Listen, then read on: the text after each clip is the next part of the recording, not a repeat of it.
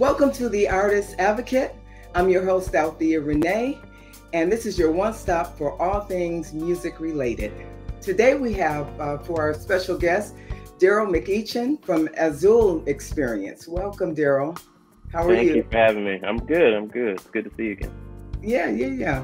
So, it's good to be able to talk to just a variety of people that I've worked with and some that I haven't in the industry from all aspects, And so why don't we get started with just talking about, a little bit about your musical background. Oh, okay. Well, I come from a musical family. It's funny, I like to tell a story. When I was a kid, growing up, getting into music, I didn't think it was anything special. I thought everybody did it because my family was so engulfed in it. My dad was a singer. He had a gospel quartet group in the South. I grew up in North Carolina. I was born in New York, but I grew up in North Carolina.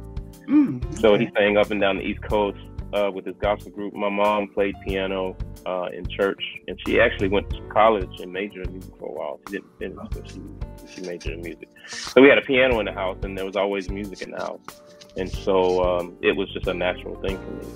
And she noticed when I was about 7 or 8 that I was like picking songs from the TV and running to the piano and figuring it out and playing things. And I called myself writing my own songs and things like that, So she quickly decided to get me into some lessons.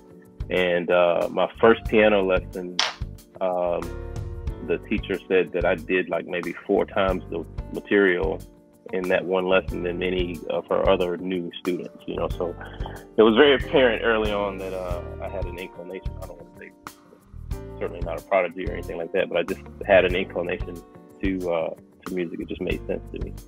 Yeah. So went through lessons like that, and then when I got to high school, my dad's gospel group needed a bass guitar player. And so he got a bass guitar, gave it to me, and told the guitar player to just show me how to kind of get around the fretboard and how to do things. So I started playing bass for my dad. And so most of my high school years, bass? Bass guitar, yeah. Oh, okay. Yeah.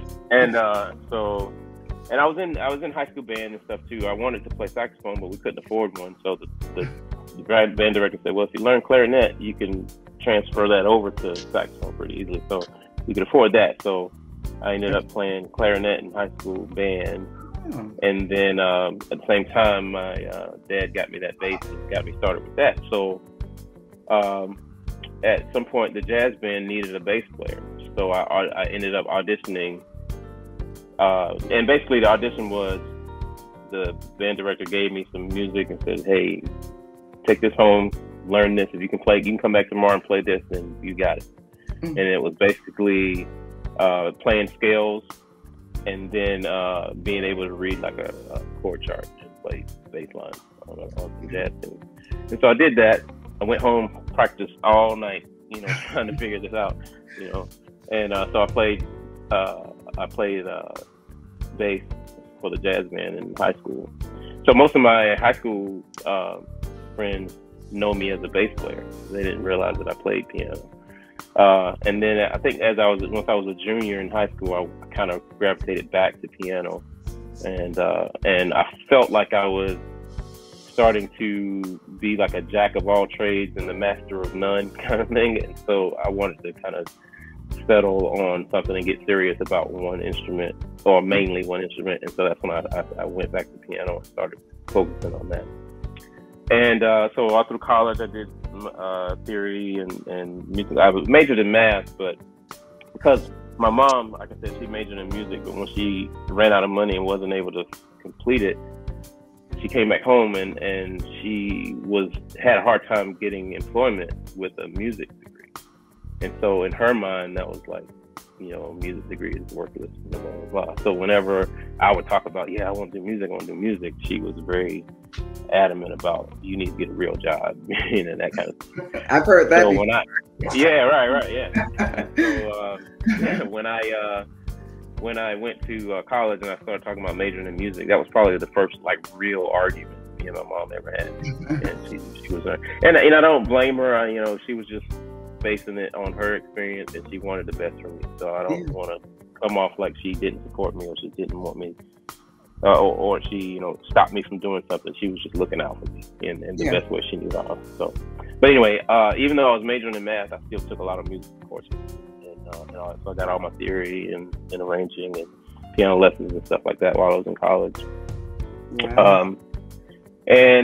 So I'm trying to make this quick, but and so then I went into the military, and I was still playing on the side because I always knew I wanted to be a full-time musician at some point. You know, so I was doing like gigs on the side, playing with different bands, doing solo piano stuff. You know, just whatever I could do to keep the music alive. Obviously playing in church and stuff too.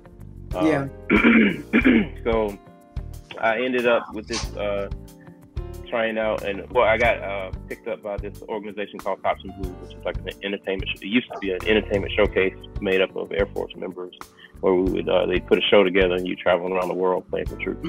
So I was able to be a part of that, and as I was doing that, I got introduced to the Air Force band, which I didn't realize that they had an Air Force band. Like you could do a career in the Air Force being a musician. So I was like, well, that's what I want to do.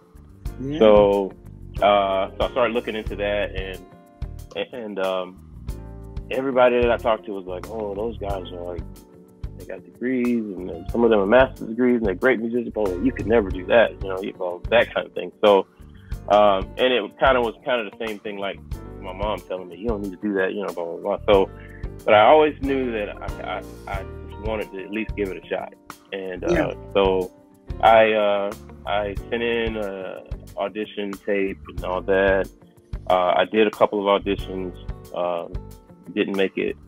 And I was a little discouraged about it, but, you know, I just kept, but I was still doing music on the side. And by that time I had started kind of working for the agency that managed Tops and Blue. And there was a guy who was at the time, he was the music director for Tops and Blue. And when I noticed his life, he was a full-time musician. He was doing arranging, playing, and, you know, all the stuff that I kind of wanted to do. Yeah. And so I just asked him one day. I was like, hey man, you know, how did you get to be able to do this stuff? What did you do to develop this career that you have now? And he went through and he told me some things.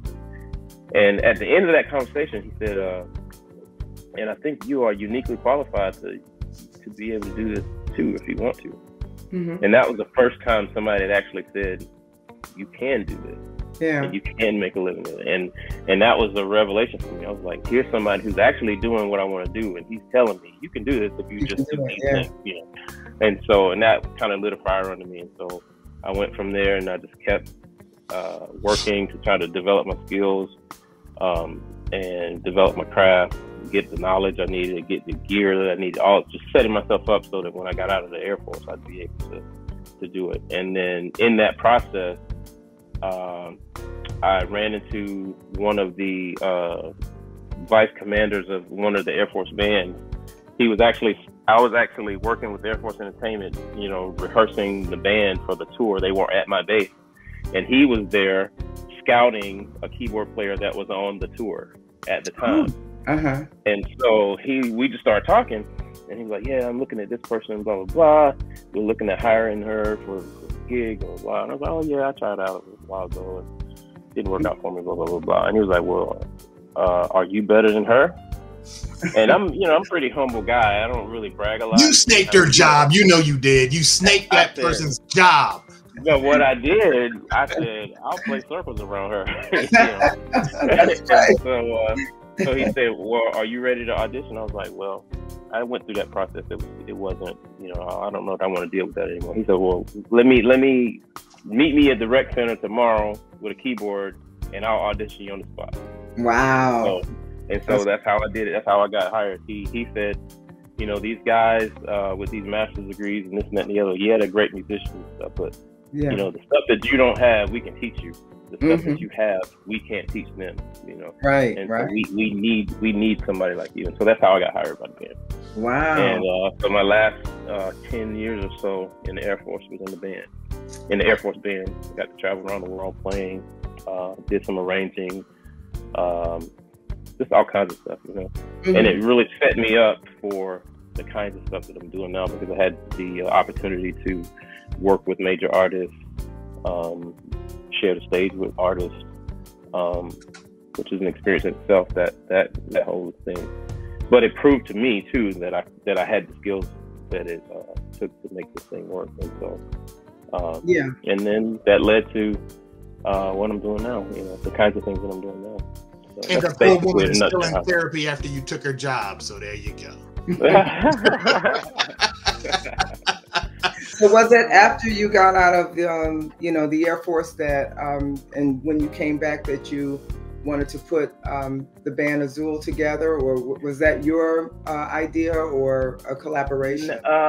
I knew the general concept was something that I wanted to do, because I had heard about, you know, I had friends who were here in the San Antonio area doing that, you know, playing for artists and coming through and all that. And I was like, I'm doing that now in the Air Force, and and I'm having some success to it. So I would love to do this on a regular basis. So when I came back, that was my idea to kind of do it now. The way the AZUL experience kind of came together was really by accident. We were our drummer he had moved to San Antonio area, and it was his birthday coming up, and his wife just wanted to do like a little get together with some musicians and our musician friends, mainly people who we had met through Air Force entertainment or possible. And so we all got together and had a little jam session, and it was like phenomenal. You know, we were playing and it just felt really good, you know. And so Godfrey and I got together, had dinner once one day, and was like, man, we need to try to do this more often. This is something special, you know. We can really do some stuff with this. So we decided then that we would, you know, try to put it was more of like a corporate band thing, you know, we were trying to put together. And so that's how it started. We had like 4 or 5 vocalists. We had and then the rhythm section. And we would just do corporate parties, and you know, we did the club thing here in San Antonio and that kind of stuff, which is kind of hard with a 9-piece band, you know. But we were doing that for a while, and then COVID hit, and so everything stopped, you know. And we, at that time though, I had gotten a call to play with some of the bands that were backing the artists that were coming through. And then some of the other guys had gotten individually, had been called to play for people. And so we were like, man, we ought to get together and we could do this. And we felt like we could do it so much better than some of the people who were doing it at that time. And I'm certainly not trying to put down anybody, but we just felt like we could do a good job or even better because of our experience through Air Force Entertainment and a couple of us through experiences with the Air Force Band. We just felt like we had the experience and the frame of reference to do a good job at it. And so once things started opening back up from COVID, we started getting calls because of the reputation that we had when doing the AZUL experience, the band, and the individuals that had worked with us individually started calling us and saying, hey, well, can you put a band together? And so I was like, of course, I'm gonna call my guys that I'm used to playing with. And it just kind of blew up from there. Well, if I can interject, I can say, you know, with what I do as an artist, why you were getting the call over other artists. And it's because of the work ethic, you know, with a lot of the guys, you know, it's not a matter of shade or not. It's about being prepared. It's about that when artists come who are touring and you're doing original material and you're sending your music and your, you know, your sheet music and everything, and then the bands are not prepared or they can't read. And so then when you come in, they don't know your music. That's a huge thing. And that's the reason that a band won't get called because they're not prepared. They don't know Right. the artist's music. They're not playing it well. They're just playing whatever. They're not playing the parts. A lot of guitarists are not playing the parts. They just feel like they can just play whatever rhythm they want to play. And there's no point of reference like an MD that represents that band that's making sure that everybody kind of knows where they're supposed to be. And that's what I find with working with you and working with the guys, that your point of reference, that I know that everything else is going to be correct and seamless, and I don't have to worry. And that's why you get the call. You know, and that's and I appreciate that. That's one of the major things that is important to me, is the comfort of the artist. I found that if I can set up a situation to where the artist is comfortable enough to do what they do, one, they're going to play better and they're going to have fun and do their thing. And then two, they're going to feel comfortable and trusting me that I'm going to create that environment to where they can flourish like that. So it's very important to me that what we do makes the artist comfortable. And I think that's something that a lot of people miss. You know, they get caught up on, I'm getting ready to play for artist XYZ, I'm doing this, I'm doing that and the other. But and they're it's more about them. And I try to make it about what can I do to make this artist look as good as possible and feel as comfortable as possible. Like, for one example of that, when we worked with you, one of the things I used to love to see was when you would leave the stage and go get Lupe and y'all would dance, because I knew, okay, they're comfortable enough to where she can leave the stage and go do her thing, you know, with Lupe, and trust that we're gonna hold it down till she gets back, or that kind of stuff. Those are the kinds of things I look for. Those are the kinds of things I strive for. Those are the kinds of things that we all, as the AZUL experience, we look at trying to make sure that we can cover the material in a way that the artist is comfortable, so that they can do what they need to do. Because that's what and it was really surprising to me to hear the stories from you and from other artists about coming into places and the band not being prepared, or not caring enough about the product to do what needs to be done to make it work. And because I'm like, how can you not? That's what you get hired for. And you got this opportunity to work with these artists, and you're just going to take it, just flippantly go through it. That to me is just because I don't understand that. Anytime they're coming to this area, they'll call me or text me, hey, do you have any suggestions on who I should call to work with me? And so, that's the thing. So, these are opportunities missed when I can't say, oh, I absolutely know who you should call.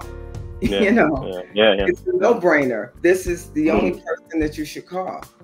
And so, that's the thing. And you want to be that first call all the time. Yeah, exactly. Yeah. So what are the steps you take? If you had to strip this down to its barest nuts and bolts and talk to someone like they're, a 10-year-old, what are the steps you take to prepare for a backing international artist? Okay, the first thing is making contact. I try to make contact at least a month out. That's what I try to make the bare minimum. And I make contact, let them know, hey, this is who I am, this is what we do. I want to see if there are any requirements that you have specifically, and it all goes into making the artist comfortable. Because if I reach out to them and let them know, hey, we got you back, I want to know what you think, I want to know what you want, what your requirements are, and then we can meet them, And so make contact, let them know, and get their material so that I could get it to the guys. I try to have the material to the guys a month out. And this is when I'm it may vary depending on if I'm using my regular guys or if I'm using subs. I'm probably a little more hands-on when I'm using subs that I'm not familiar with, because I want to make sure that I protect the brand and the product that we put out. But so get the music to the guys, and then I will personally go through everything to make sure the charts look good, they match the recordings that we have, or if we don't have recordings, because sometimes, believe it or not, well, you probably know, sometimes artists don't have their materials organized in a way that it's easy to just send a folder and everything is there. So I go through everything to make sure, one, everything is there that we need, charts, recordings, backing tracks, whatever the case may be, that the charts are correct, that they match the recordings that they send, or if there are any differences or discrepancies, I deconflict those with the artist, so that I can let the guys know. And then if the charts are hard to read or confusing or any of that kind of stuff, I try to sort all of that out before I give it to the guys.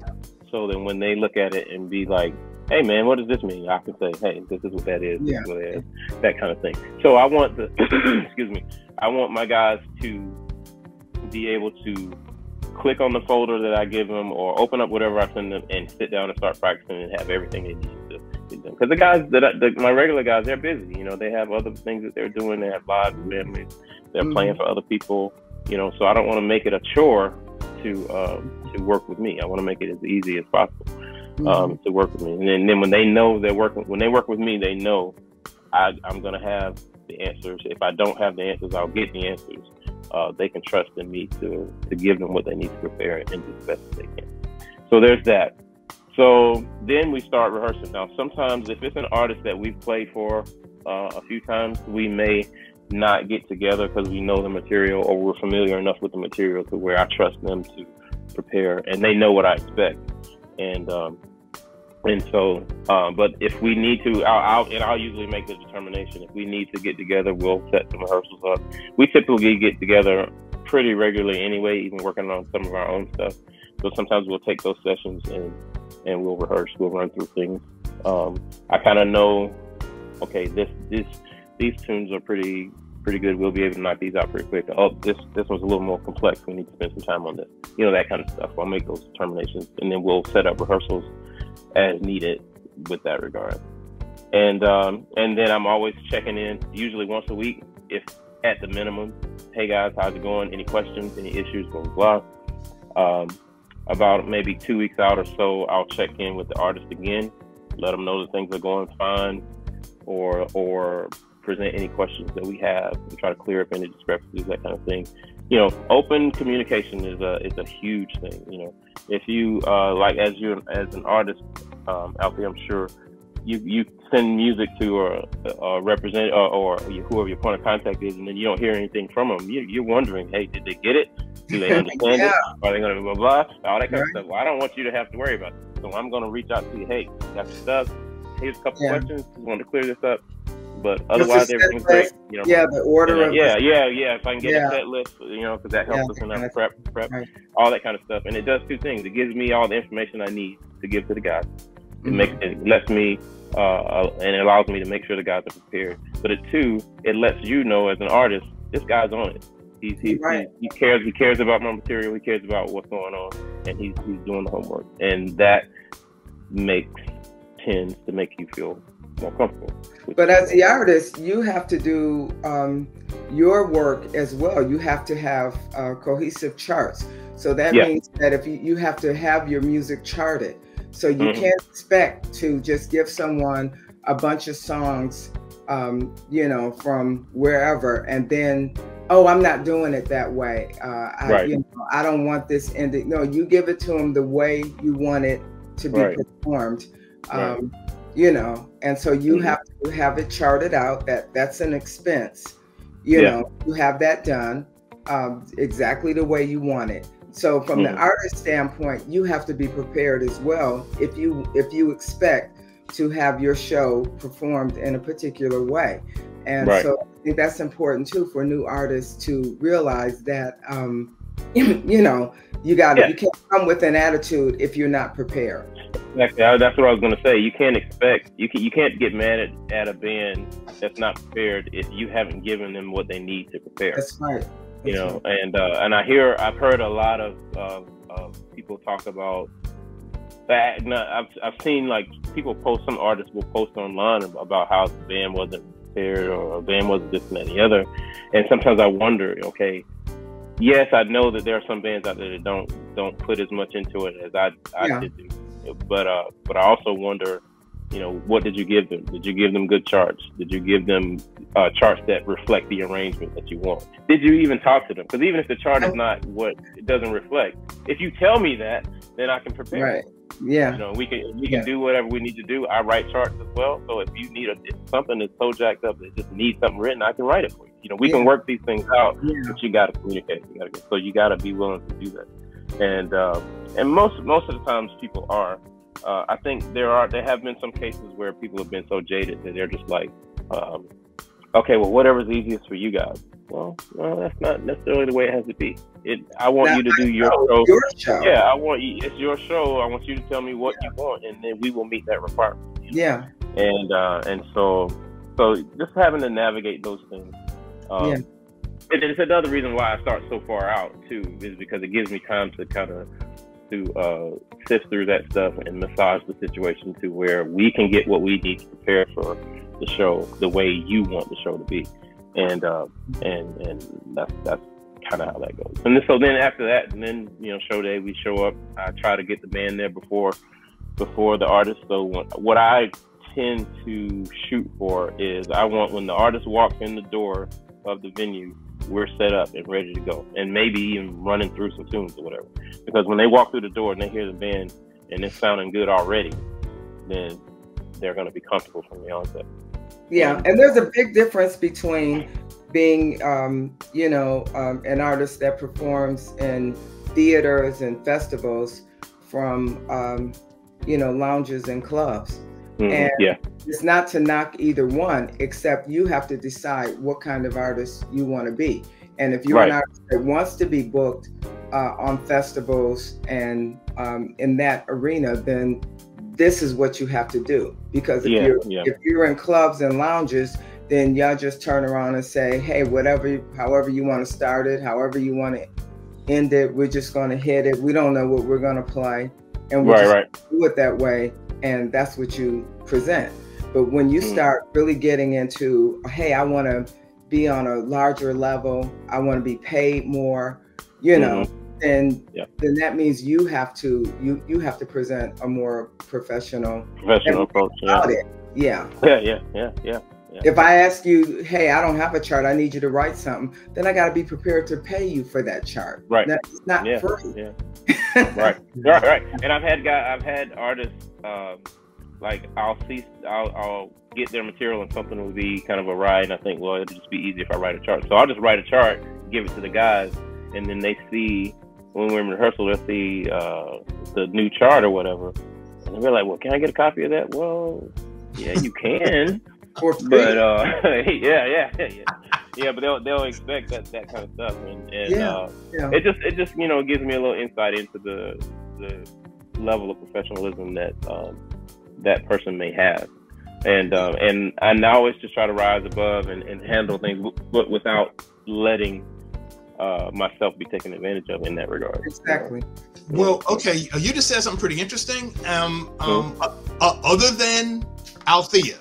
Other than Althea, who would you rank as one of your favorite artists to play behind, where everything was just firing on all cylinders, the vibe on the stage was nice, the audience was digging it, it was just a pleasurable experience? Like who would you put in that space? Adam Hawley. Okay. His charts are on point. He's obviously an incredible player. He's a nice guy. Yeah. You know, he and Kat are beautiful people. Mm-hmm. And easy to work with, and then the music is fun. So that's the first name that came to my mind outside of Althea. Althea was the first.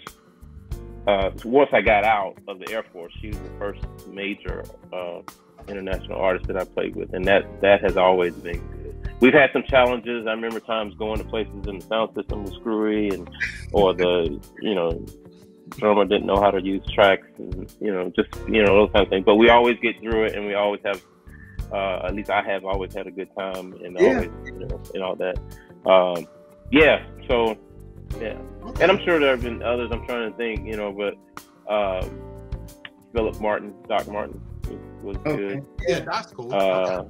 Yeah.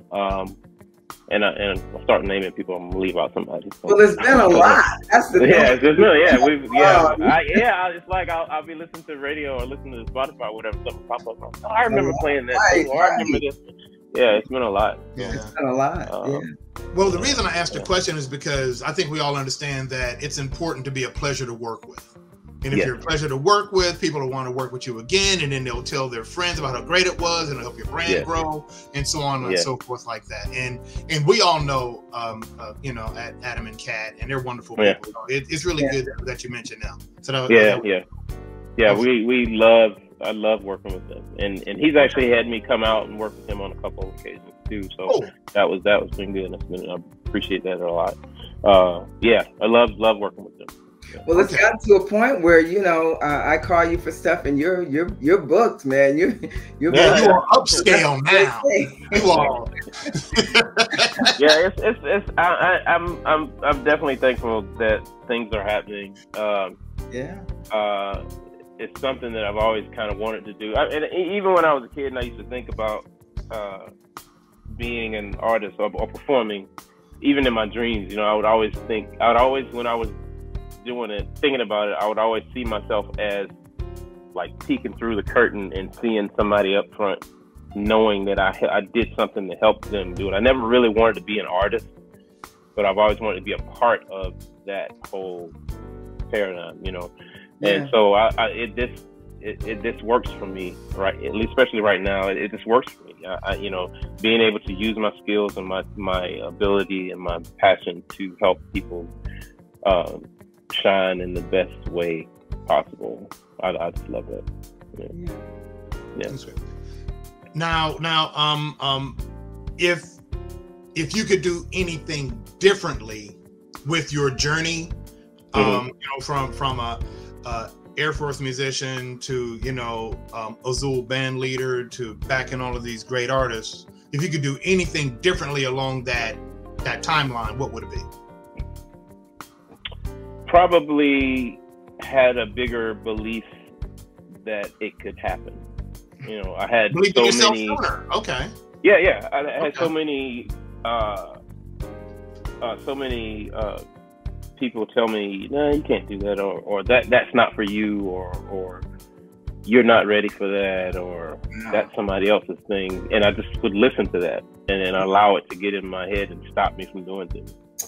And and then when I finally get to the point to where I'm doing it, I'm like, man, I could have been doing this all, that kind of thing, And where are those people? Nowhere around. No. Right, exactly. They're still doing whatever they were doing when they told me I could do it. So, or they're bragging to their friends. Yeah, I knew he could do it. He's my dude. He's doing such and such. Yeah.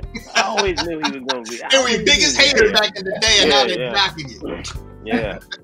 So that'd probably be a big difference.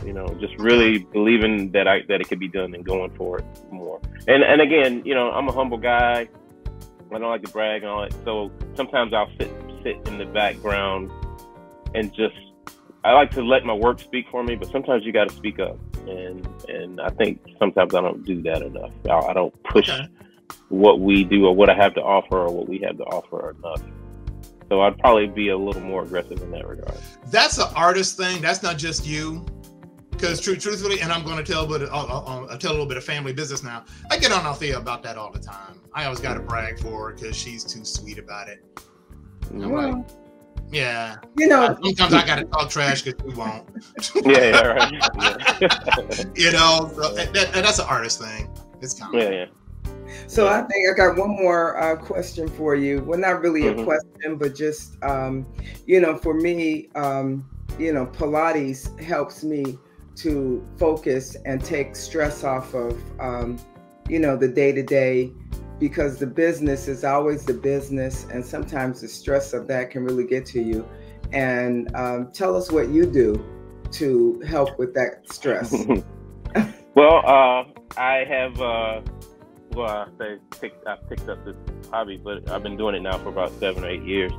I'm a competitive Brazilian Jiu-Jitsu athlete, and that has it's something totally different from music, but it helps me to. It's a stress reliever. It helps me to focus on, because when you're in a jiu-jitsu situation, you're totally focused in the moment. You know, you got this 200-pound person on top of you trying to choke you out or take an arm off. You don't have time to think about nothing else but how to deal with that. And where's my next breath gonna come from? Yeah, right. Yeah. It helps you remain calm and focus on solutions as opposed to dwelling on the problems. And so it has been a tremendous source of fitness and mental and physical fitness, and I love it. And now as I get closer to my black belt, I've started teaching and coaching, which I didn't think I would ever do. Well, first I didn't think I'd ever get the black belt because I started so late. Yeah. But when my professor mentioned it to me, I was like, okay, if I have to, maybe.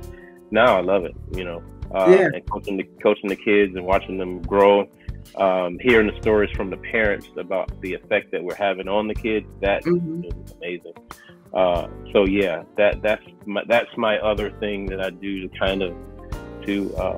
keep me kind of grounded and focused.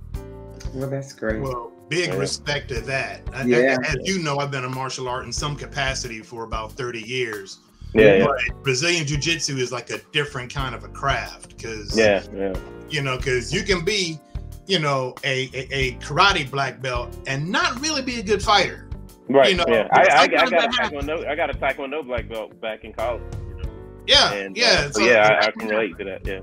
Yeah, you're not going to find a Brazilian black belt, a Brazilian Jiu-Jitsu black belt that can't scrap. That ain't gonna happen. Right. So really, it's big respect.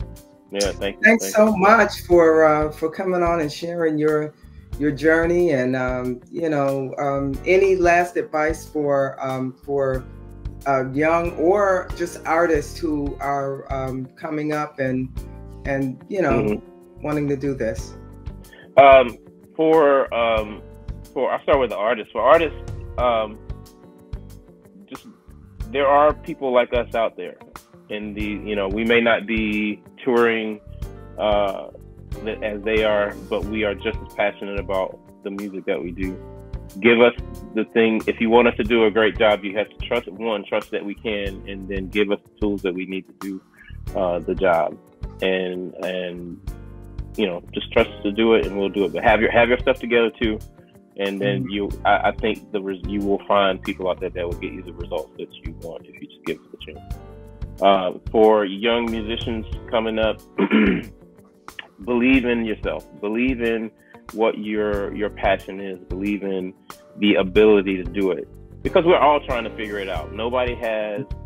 This is the exact blueprint that you need to do to be successful or whatever. We're all trying to figure it out, and it's always changing. So believe, if you have the passion, you have the will and desire to do it, and you're willing to put the work in, you can do it. Just believe that. Don't let anybody talk you out of it. Now, I'm not saying be unreasonably focused. If your fingers are like this, you're not gonna be able to play the guitar, whatever, But if you really believe that you want to do this, and you are willing to do the work that it takes to do it, you can do it. So believe in yourself. Don't let anybody stop you. And just go for it. Go for it, man. It's a great thing, man. I love it. I can't imagine life without music. I used to say, the day I stop making music is the day I start to die. It's great. And I want to say also to you, Althea, thank you very much for trusting us to work with you. Like I said, when I got out and got back here, you were the first artist that I actually worked with on a serious level, and I'm eternally grateful for that, and I appreciate every opportunity you give. So Well, thank you. And I'm so happy to see a lot of the stuff that you're doing. You're out there. You're doing stuff. You know, and it's really cool to see. It's really cool to see. Thank you. Thank you for being such a great artist and to work with and a good friend. So I appreciate you. And yes, we got more to do. Yes, ma'am. Yes, ma'am. Looking forward to it. All right. Okay. All right. Cool. Now, Darryl, before we go, where can people find you if they need a band to back them up? You can find me on Facebook, obviously. And then you can find me on Instagram, DMC Music with a K. That's my email. DMC Music with a K at AOL.com is my email. And Perfect. Then Instagram, I'm DMC on Keys. So. Perfect. All right. Yeah. Well, thank you very much. Yeah, thank you guys. Appreciate it. This was fun. This is your girl Althea Rene, and I'm hosting my first smooth jazz cruise, and I hope to see you there. Foster Perry Travel presents Jazz on the Water, October 13th through October 20th. We will rock the high seas with my musical guest, the saxophone sensation discovered by Prince, B.K. Jackson, and James Lloyd, the keyboard killer from Pieces of a Dream. We'll also be dancing the night away with Houston's line dance leader, Janice My Style Davis. We sail on Royal Caribbean's new luxurious cruise ship, the Wonder of the Seas, from Port Canaveral, Florida, visiting the beautiful East Caribbean, docking in Coco Cay, St. Thomas, and St. Martin. Get your cabins now at AltheaReneJazzCruise.com.